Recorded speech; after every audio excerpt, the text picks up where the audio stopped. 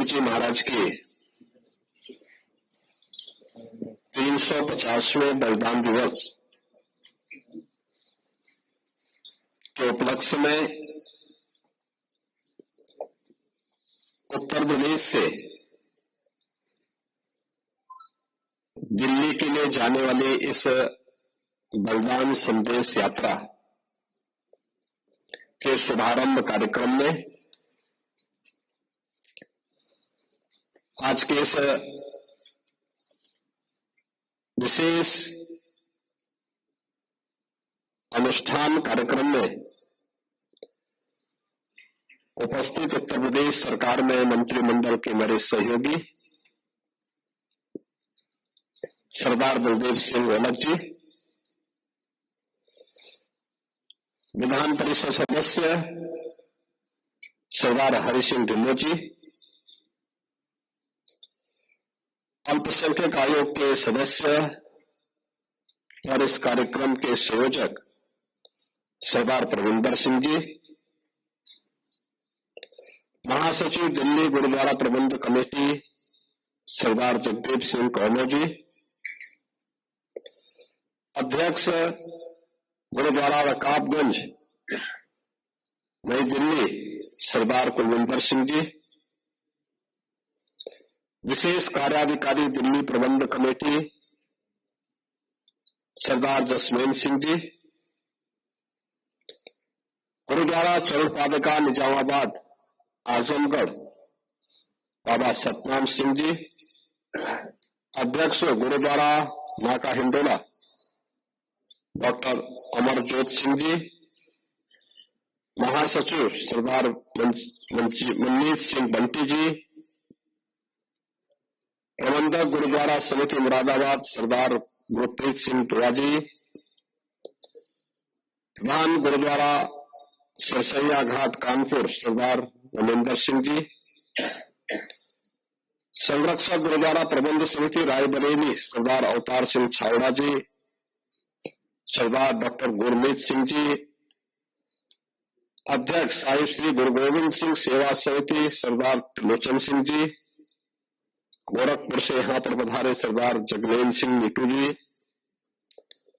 मुजफ्फरनगर से हमारे यहां पर पधारे सरदार सुखदर्शन सिंह वैदी जी, ब्लॉक प्रमुख पीलीभीत और वहां के चेयरमैन सरदार गुरुभाग सिंह जी, अध्यक्ष गुरुद्वारा सिंह सभा बहराइच सरदार मनदीप सिंह वालिया जी, उत्तर प्रदेश के सूचना आयुक्त श्री स्वतंत्र प्रकाश जी, प्रदेश के अलग अलग जनपदों से यहां पर उपस्थित हमारे सभी यहां पर उपस्थित बंधुगण, बहनों और भाइयों,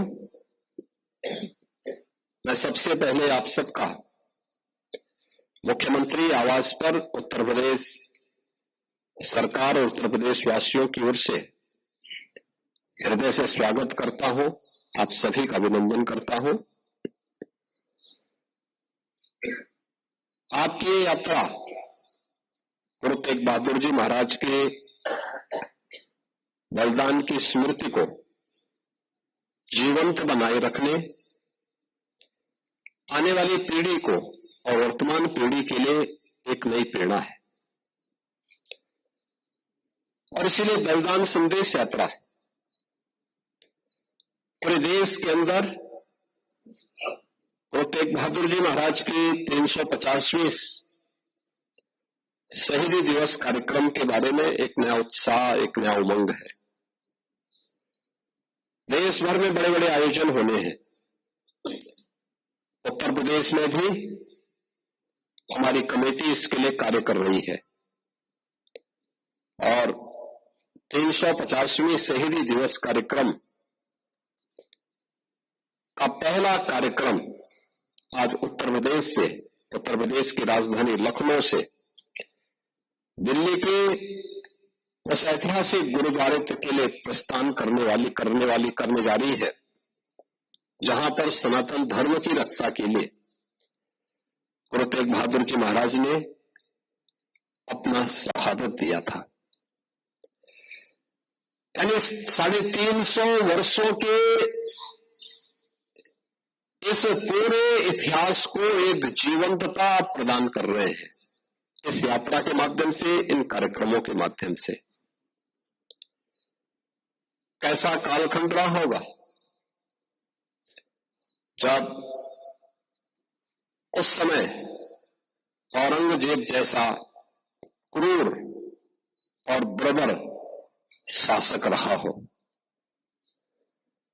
और उस समय सनातन धर्म पर हो रहे हमलों को ध्यान में रख करके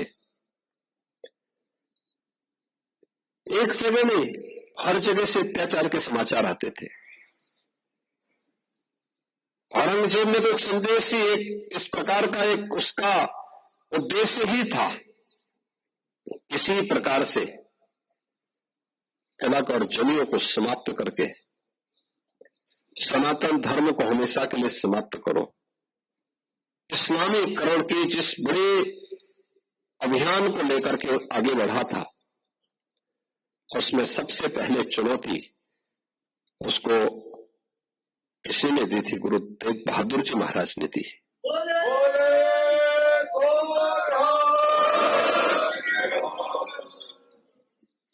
आप याद करिए कि गुरु तेग बहादुर जी महाराज ने उस चुनौती को स्वीकार किया और क्या क्या अत्याचार नहीं हुए। भाई सतीदास के साथ में, भाई मतीदास के साथ में, भाई दयाला जी के साथ में किस किस प्रकार का अत्याचार हुआ, किस क्रूरता की सारी सीमाओं को तोड़ करके उन्होंने भय से, प्रलोभन से गुरु तेग बहादुर जी महाराज को इस्लाम स्वीकार करने के लिए दबाव बनाया, लेकिन वे अपने पद से कतई विचलित नहीं हुए। उन्होंने अपनी शहादत दी, लेकिन आने वाली पीढ़ी के लिए एक नई प्रेरणा भी दे दी। यही शहादत की परंपरा है जिस पर वर्तमान भारत की नींव खड़ी है। आज हम स्वतंत्र भारत में दुनिया की चौथी बड़ी अर्थव्यवस्था के रूप में अपने आप को स्थापित किए हैं। प्रधानमंत्री मोदी जी के नेतृत्व में भारत दुनिया की चौथी बड़ी अर्थव्यवस्था बनी है। पूरे देश और पूरी दुनिया के अंदर एक नया उत्साह है, जिसकी नींव में इस शहादत है, वह बलिदान है जो 4 साहबजादे देश और धर्म की रक्षा करने के लिए अपने आप को बलिदान करने में संकोच नहीं करते। और यही कारण है कि सत्य को कोई समाप्त नहीं कर सकता। हर काल, हर परिस्थिति में वह अपनी आप के अस्तित्व को बनाए रखता है, और यही तो हम सब देख रहे हैं।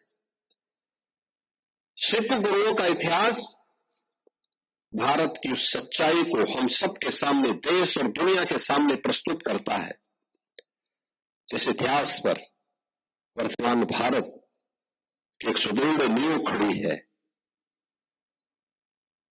आज जब हम 350 शहीदी दिवस कार्यक्रम के व्यापक अभियान को लेकर के, संदेश यात्रा को लेकर के यहां से चल रहे हैं, याद करना, जब हम आगे बढ़ते हैं हमारे सामने चुनौती भी उतनी कठिन होती है।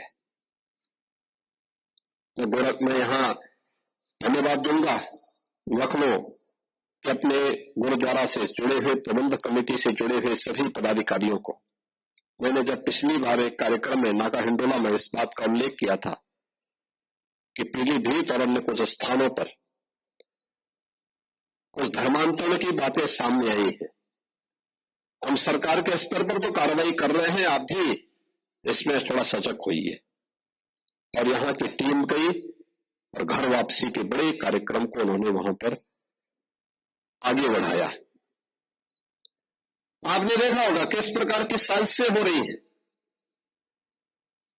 अभी बलरामपुर में एक बड़ी कार्रवाई को हम लोगों ने आगे बढ़ाया है, आपने देखा होगा, उसने रेट तय किए थे। यानी कैसे धर्मांतरण के कार्यक्रम को आगे बढ़ाना है।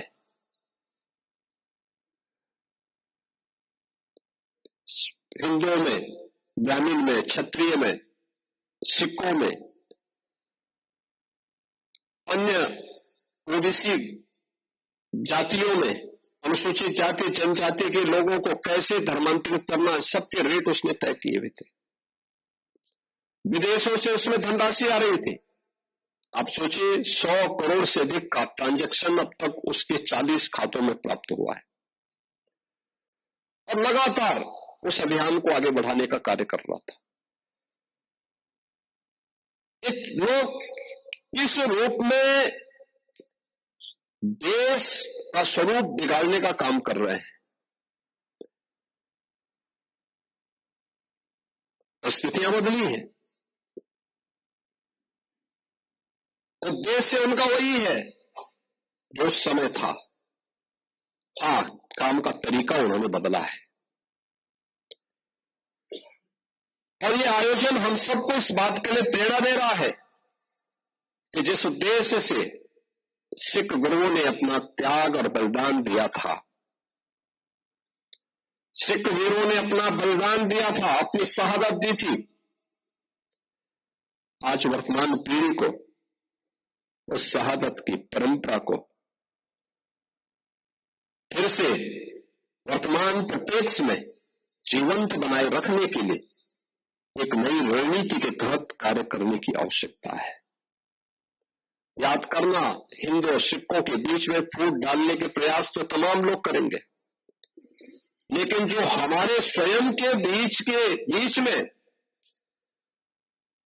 हम सबको तोड़ने की, कमजोर करने की साजिशें हो रही हैं, इससे कौन बचाएगा?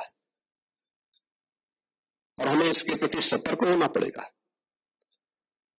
हम सब आभारी हैं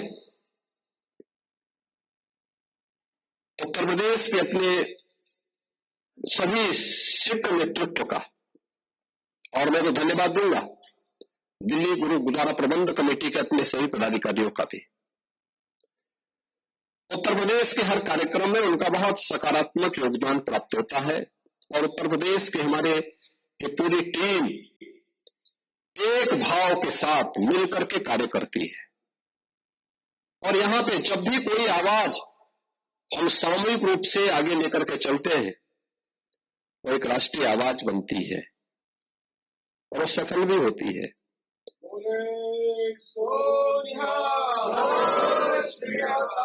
मुझे याद है गुरु नानक देव जी महाराज की 550वें प्रकाश पर्व के अवसर पर यहां पर कीर्तन का कार्यक्रम आगे बढ़ा। इसके उपरांत अनेक ऐसे कार्यक्रम हुए। बाल दिवस का कार्यक्रम हम लोगों ने जब कोविड कालखंड में प्रारंभ किया तो वीर बाल दिवस का आयोजन 26-27 दिसंबर के अवसर पर करते हुए यहां पर आवाज उठी थी कि राष्ट्रीय स्तर पर हो। और हम आभारी हैं प्रधानमंत्री मोदी जी के, उन्होंने 26 दिसंबर की तिथि को वीर बाल दिवस के रूप में अखिल भारतीय स्तर पर इस आयोजन को आयोजित करने का निर्णय लिया और अब यह एक अपने आप में राष्ट्रीय आयोजन बन गया है।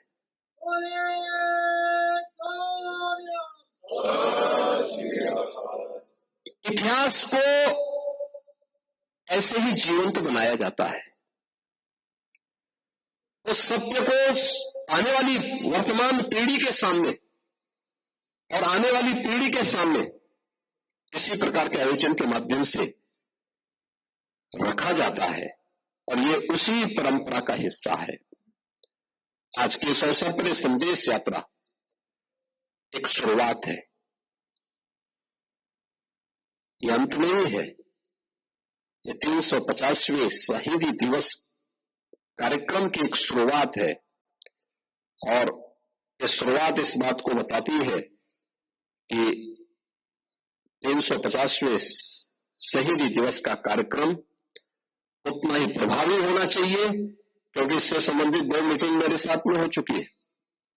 आगे आने वाले समय में इसकी पूरी रणनीति के साथ, बड़े कार्यक्रम के साथ अच्छे कार्यक्रम होने चाहिए।